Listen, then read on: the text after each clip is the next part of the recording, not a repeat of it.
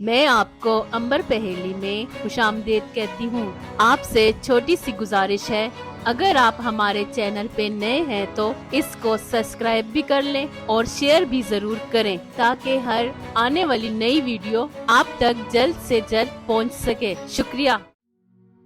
جانور انسان اپنی حفاظت کے لیے بھی رکھتا ہے اور شوق کے لیے بھی پالتا ہے۔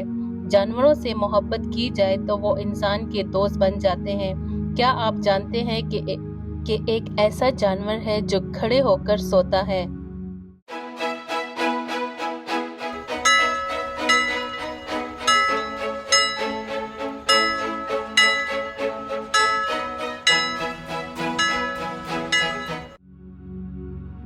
گھوڑا۔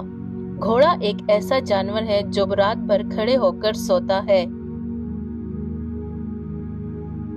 ایسی کون سی چیز ہے جو اوپر سے ہم پھینک دیتے ہیں اور اندر سے پکا لیتے ہیں، اور پکنے کے بعد اندر سے پھینک دیتے ہیں اور اوپر سے کھا لیتے ہیں؟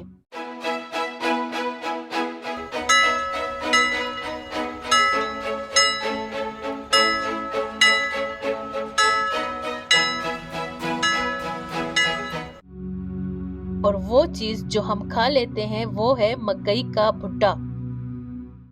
اگر آپ کو ہماری یہ ویڈیو پسند آئی ہو تو کمنٹ ضرور کریں تاکہ ہماری حوصلہ افزائی ہو۔